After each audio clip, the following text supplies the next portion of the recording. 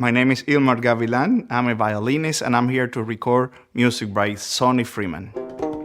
I was telling the musicians when I tried to enroll them in the project, it's just as a little bit like Indiana Jones, an archaeological find in 1801 at a church. Nobody's seen that before.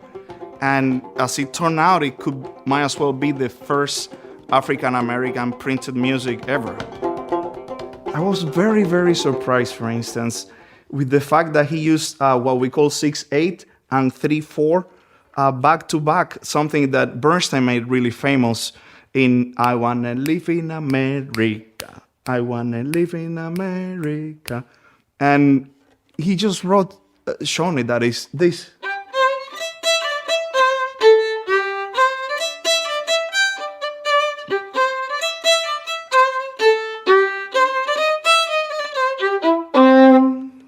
The fact that he did that, I don't know you, but I was very surprised. I was very surprised because that sounds so like Bernstein, so modern, so like Afro-Cuban, so Latin American.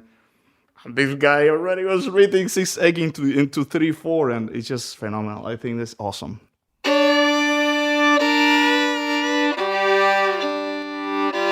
From Connecticut Public, this is Unforgotten, Connecticut's Hidden History of Slavery. I'm Diane Orson. And I'm Frank Mitchell. When we think of slavery in the U.S., we don't often think of the North. Enslavement happened here and has deep roots in Connecticut and across New England. In this series, we'll hear stories about recovering this history. And we talk about some of the issues in and around these stories. Let's start off by listening to music of Sawney Freeman. He wrote in a variety of styles. Here's a piece called St. Albans.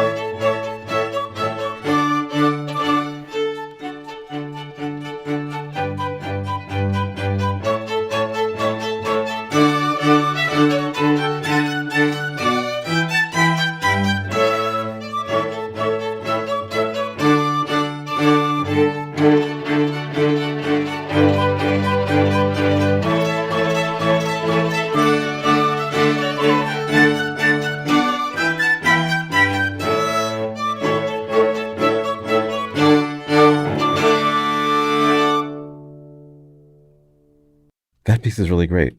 It's so exciting to hear music that is centuries old and represents Black achievement in Connecticut. And in a more basic level, just the idea that this man had the chance to create, had the space to create and be an artist, to live his life and have that bit of joy. It's a really good thing. So I'm thrilled that it's back out into the public and we're hearing it and we're able to share it. Without giving too much away before we hear today's story, I want to say that this is one of a whole collection of pieces by Sawney Freeman that were discovered in this handwritten manuscript collection in an archive in Hartford. And when I was first introduced to Sawney Freeman's music, which, as I mentioned in an earlier segment, is actually what led to the creation of this series, when I first heard this, I was struck by his versatility as a composer. He was a violinist. He wrote a lot of single-line melodies, some in a very fiddle style, which he clearly played for dances and would improvise over. But then he could repurpose those tunes for larger ensembles and adjust the style, like we just heard, which is a much more colonial classical style. And the thing is, the tunes he wrote work in both these styles, in both ways. And another quick thing I want to mention before we get to our story is that much of the handwritten manuscript material that was rediscovered uses very early music notation. And I'm just going to take a second and nerd out here for a minute. But for example, the treble clef is indicated by a very small cursive letter G on the second line of the staff, which is an early iteration of what eventually became the G clef, the treble clef that we use today. The music looks really different from what we're used to. Stems of the notes are on the opposite side. The melody is in the third line rather than top line. There are unusual characteristics to this manuscript, and there are multiple ideas or theories why, but it's super interesting. Diane, it's incredible that you know that. How do you know all this? Well, I was a musician before I got into radio, actually, and I still am a musician. I've been a professional musician since I was in my late teens and worked exclusively as a musician for 10 years before I got into radio in New York City. And I worked as a violinist and also actually as a singer. And so I have continued playing music, and I had been invited to play this music for the first time at a small church in Essex. And we were told that we were playing music by a once-enslaved composer in Connecticut. And I couldn't believe that, first of all, the music was great, but secondly, that this was a history and story of Connecticut and New England that I knew nothing about. And at any rate, that's my background. And it's very exciting to be part of hearing Sawney Freeman's musical voice again. And maybe we should just turn right now to our fourth story. It's a story of mystery and music and a meticulous search to learn about the composer Sawney Freeman and melodies he wrote centuries ago. A few years ago, Americans nationwide began on a path of racial reckoning, and parishioners at a small Connecticut church began to explore their community's historical ties to slavery. Jim Meislick is a member of St. John's Episcopal Church in the town of Essex, once a part of Saybrook. While there might only have been a handful of slaves in what's now known as Saybrook in 1800, the whole economy of this area was based on trade with the West Indies. Almost all the lifeblood and the cash to run this community came from slave labor. Church members looked at probate records from 1777 and came across a list with an enslaved boy named Sawney. Then they found a 1790 newspaper ad. A local farmer was offering a reward for the return of an enslaved musician who'd run away. His name was Sawney. As part of that ad, he said, Sawney is a fiddler, and he took with him a fiddle. The volunteers kept searching for clues. This is like detective work, right? So Sawney was later emancipated. That was in 1793. He probably was mostly an agricultural worker, but he also worked in shipyards. What we also know about Sawney is that he was a musician. Historians find a surprising number of runaway ads for enslaved musicians, particularly fiddlers. Violin was a go-to instrument at social gatherings at the time, not just for enslavers, but also the enslaved. The documentary film Black Fiddlers explores this history. Filmmaker Eduardo Montes Bradley says in early America, music could be a vehicle of resistance. We need to look at the fiddle, the violin, as an instrument of liberation, in a sense, and freedom. Enslaved musicians were able to access better quality work.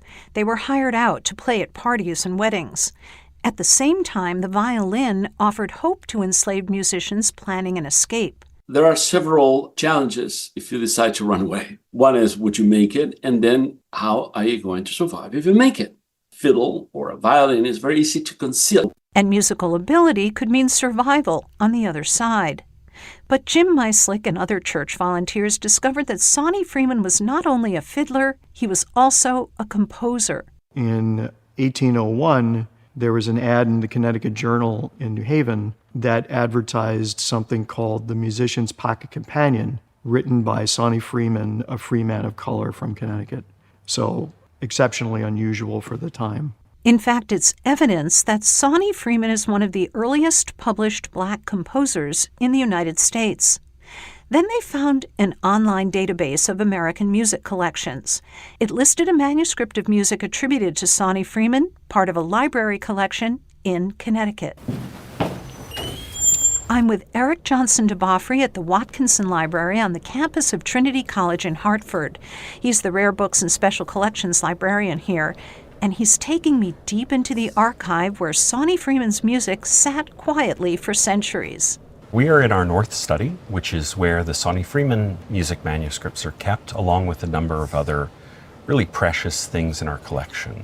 It's quite cool down here. Paper really likes that. He lays the paper out on a table. The paper, as you can see, is quite fragile looking. It is all done by hand in a very clear, I think, dark ink. And you have the names of tunes up at the top, and then the composer to the side. The words by Sawney Freeman, or by SF, are written near many of the tunes. So how did this 1817 manuscript wind up in this library? Johnson DeBoffrey says it belonged to the father of the Watkinson Library's first librarian. I think it's probably for that reason that this is in our collection. It makes me wonder, how did he know about Sawney Freeman? Because this copybook seems to be the only record of Sawney Freeman's musical compositions that has survived. Music is central to worship at St. John's Church in Essex, and members wanted to incorporate some of this music into their services. So the library digitized the fragile documents, and the church music director transcribed the notation into something contemporary players could read. In February, St. John's gathered musicians together for a first-ever recording of works by Sawney Freeman.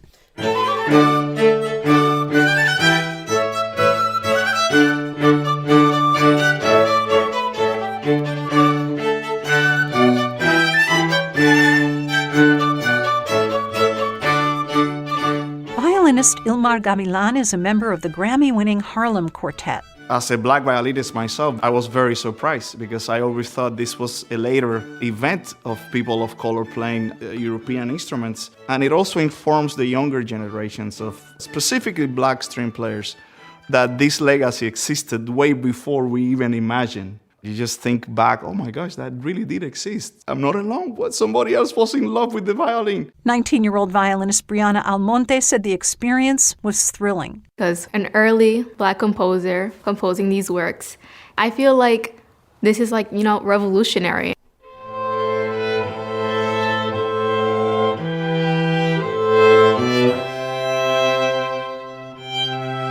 It's important to play this music because people need to know that we were here. Jessica Valiente played piccolo and flute. I think that when people imagine the past, they often imagine a past where we weren't there or we were just sort of doing the drudgery work. But I think that we made many contributions that people have yet to know. Sawney Freeman's contributions are still being uncovered. And now, after centuries of silence, we can hear his musical voice singing.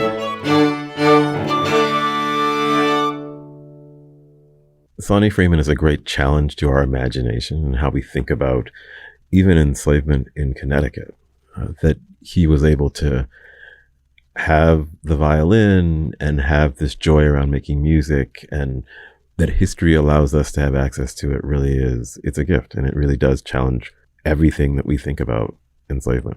Frank, you work in public humanities and you're the editorial consultant for this series. Can you talk about ways free and enslaved people help to shape the culture of our nation?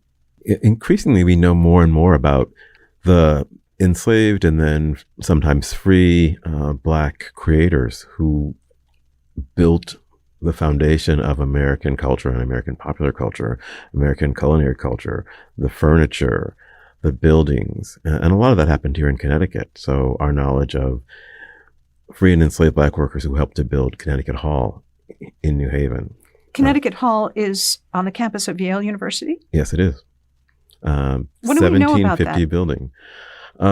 As part of the Yale and slavery research process, they came across receipts that showed that several freemen, Jethro Luke, I believe, is one, and maybe his son, along with some enslaved Black men who were leased or rented to the project by enslavers who lived in New Haven, helped to build that building along with other workers. But these folks were significant because they really do remind us that there were free and enslaved Black folks helping to build the foundation of this state in that early moment in colonial history. Talk about food. Food, which feels so luxurious and so kind of separate from what we think about when we think about enslavement. Like Sawney Freeman playing these parties and having this opportunity to be a working musician when he was doing other jobs as well. Lots of great cooks, enslaved great cooks, are doing amazing things.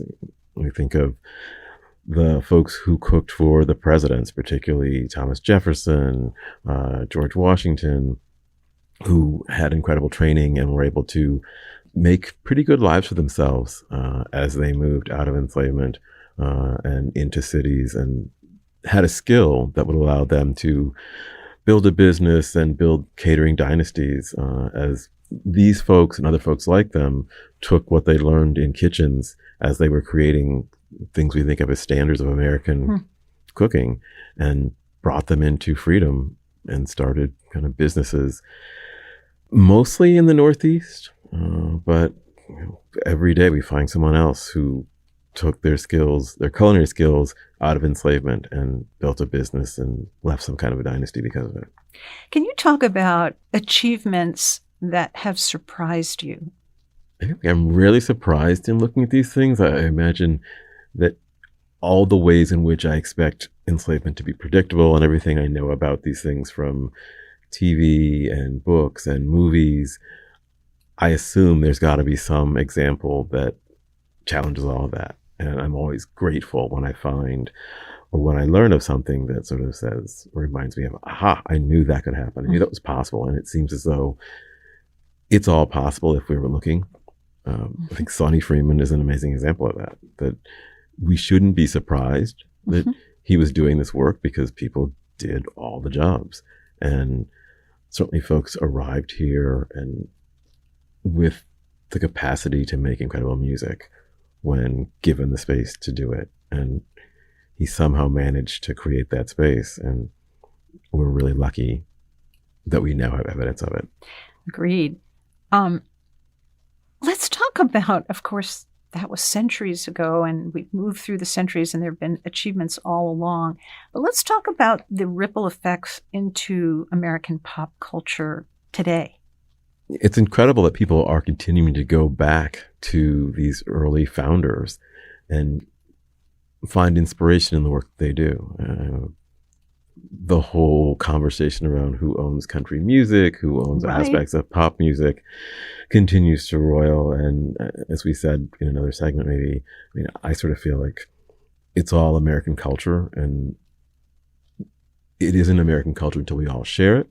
But certainly the history of what Eric Lott would call love and theft, or the tensions over who gets to control and profit from various idioms in popular culture and popular music and theater and everything else, means that certainly Black creators and the community that encourages them, worries about that and feels anxious about that, and with good reason. But it's great to see people stepping out of the traditional lines, the prescribed spaces that feel like this is where Black music lives, or this is what Black creators should do, and claiming, all of this material we help to create and build all this material, and it's all part of our legacy. And if we want to sing this song or riff on these notes or cook in this way, we're all allowed. And I think that Sawney Freeman is a really nice reminder of the work that's been done to give us permission to create in whatever way we feel like we want to. So, Frank, Beyonce became the first Black woman to hit #1 with her country song Texas Hold'em. But there was controversy over whether this music belonged on a country radio station. And it certainly wasn't the first time that came up. Lil Nas X was blocked from a number of country stations on his first track, though it clearly was country, even as it was being rearticulated by lots of other performers and artists into various idioms and modes. And at its core, it was a country song, but because of who Lil Nas X is and the way he looks, he clearly couldn't be kind of in that genre. There are African-American artists who were in the genre and who were played to the extent that they can get played. But even some of those folks end up having more success in singer-songwriter veins or like the coffee house. It's part of a larger, complicated discussion about who belongs in country and who gets to be played in country and who controls country. Certainly there was room for Charlie Pride and Ray Charles when they did some things, but it is a different time. And I think it's exciting to be in that time. And it's great to have other categories where Beyonce's country music and Lil Nas X can exist, so they don't have to, the music isn't lost because it can't be played on certain radio formats. Yeah. Where do you think this is going? It's a really great question. I think with the benefit of streaming and everything else, people may just create other categories and leave some of that behind. But it will probably flip further into bigger debates about what gets taught in high schools. How do we commemorate? What stories are important in parts of this country? And it's not a surprise that who gets to fit into these categories is part of that discussion as well. So it probably is to be continued. And we'll continue some of this discussion in the next episode of Unforgotten. Let's go out now with another piece by Sawney Freeman.